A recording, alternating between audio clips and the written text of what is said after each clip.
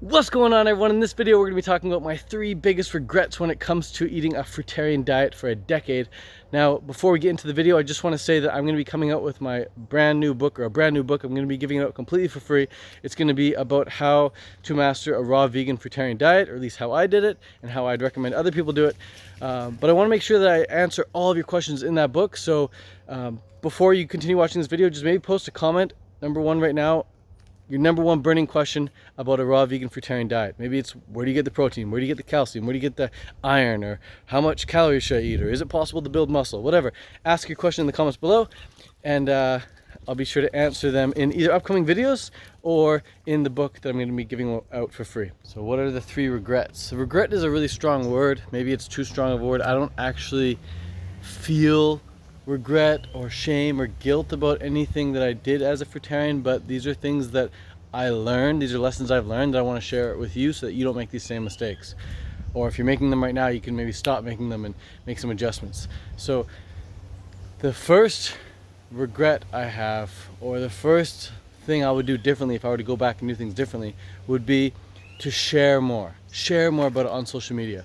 I built up a name for myself. I built up a following for myself. I built up a persona, if you will, online persona that has now allowed me to live my dream life wherever, whenever, however. Like, without me having shared what I shared, I wouldn't be the Ted Carr I am today.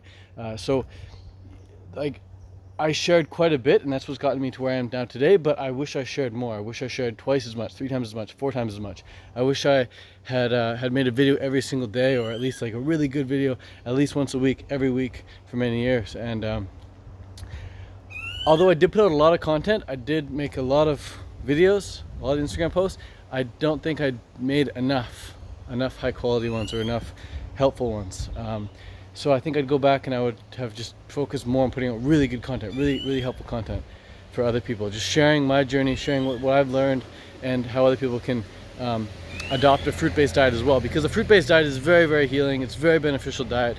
And for me to not share that knowledge with more people on a more regular basis is just crazy.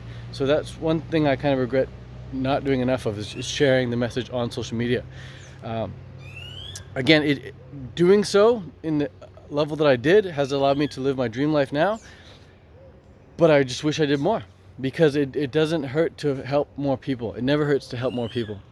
So that's the first lesson that I've learned, I guess, over the past decade. The first thing I do differently. The second thing is, I wish that I had done intermittent fasting. I really wish I'd done intermittent fasting. I don't believe, look how beautiful that is, man. Wow, just stunning. Hey.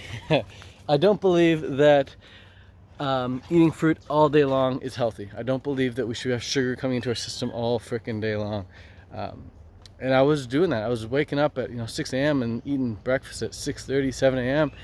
You can go watch my old YouTube videos and you can see me doing this in my day in the life videos. So I wake up and have breakfast right away, and then I go train. And then while I was training, I was eating. I was doing a lot of cardio, all triathlon training, right? A lot of cardio, and as I was training, I was eating, and after training, I would eat, and then before my next training session, I would eat again. And I would just eat from 7 a.m. or 6:30 a.m. all the way to 9, 10 at night.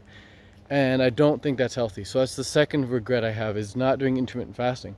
It's just eating all day long, grazing. And while grazing is very easy to do, it's very easy to graze. It's very easy to get enough calories while grazing. It's very easy to just not really think about when you're eating and just eat whenever. It's not the healthiest thing in the world, I believe. I believe the healthiest thing in the world is to have an eating window, or to wait at least 5 to 6 hours after you wake up before eating. So either pick an eating window, like I like to do 12 to 4 p.m., or just say, hey, I'm not going to eat until about 5 hours after I wake up. But have a time, because the shorter your eating window, the more human growth hormone you're going to get released, which is like the hormone of youth. The less glycation you're going to be experiencing. Glycation is just like the effect of sugar on your body. You don't want to be having sugar coming in all the freaking time, having insulin up all the time. It's just not healthy. It accelerates aging. So I would have done intermittent fasting a lot earlier. And I guess, yeah, that's my second biggest regret, is just grazing. I don't recommend grazing. Grazing is also not great for your teeth. It's not great for anything. It's like eating all day long. It's not even good for productivity either. You know, you're always thinking about food. Oh, should I eat? Should I eat? Should I eat? You're always eating. But by doing intermittent fasting, you're much more productive, and you're able to keep your teeth a whole heck of a lot cleaner because there's no food on your teeth for majority of the day. So that's really awesome. So now the third regret I have when it comes to having been fruitarian for 10 years is not mastering the other areas of life. Like, I mastered fruitarianism, I mastered raw veganism. That was my mission, to master it. But if I were to go back and tell my 25-year-old self, or 22-year-old self, or even 20-year-old self, or 19-year-old self when I first got into raw foods, I would have said, bro, just like get it so your diet's good enough. Get it so you've got the basics, you got the fundamentals. Get it so your diet is good enough.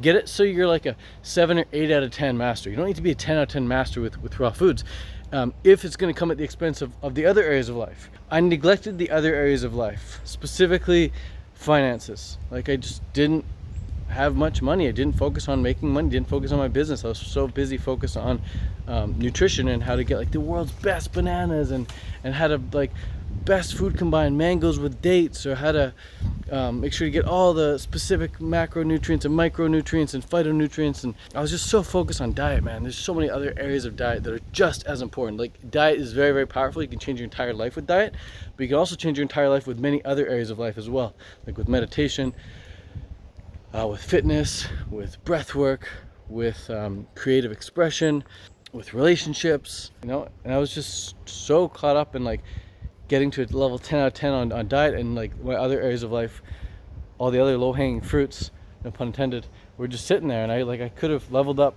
very, very quickly with strength training. I could have leveled up very, very quickly with making more money. I could have leveled up very, very quickly with more creative expression. I could have leveled up very, very quickly with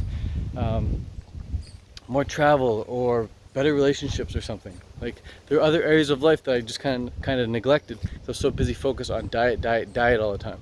So that was basically my third biggest regret, is just focus too much on diet, not the other areas of life. So my advice to my 20-year-old self or 19-year-old self now would be, dude, just get it so your diet is good enough. Like, get on a coaching call with or a couple coaching calls with a few raw food masters, and like let that be it. Just like ask them all your questions and then take that and just go with it. Like, you don't need to know much more when it comes to diet than you can get from like one really good book or a couple coaching calls with some raw food masters. So after that, I'd be like, okay, dude, like, you figured out the diet when you're like 19, 20 years old. Like, my diet hadn't changed for a decade. Like, my only the past like few months, my diet changed. I've now incorporated some cooked foods. But over the past decade, my diet did not change. And yet I was still so focused on how do I improve my diet, how to improve my diet, how to improve my diet. It's like, my diet was good enough. My diet was good. My diet was just as good when I was 19 as it was when I was 29, So for those 10 years, I could have been focused on something completely different and just kept my diet the same. So yeah, those are my 3 biggest regrets. Number 1 is not sharing enough on social media. Number 2 is not doing intermittent fasting. And number 3 is just focusing too much on diet and not other areas like business or like relationships or creativity or flexibility or strength training. So if you found this video helpful, awesome. Maybe you want to share it with a friend or two.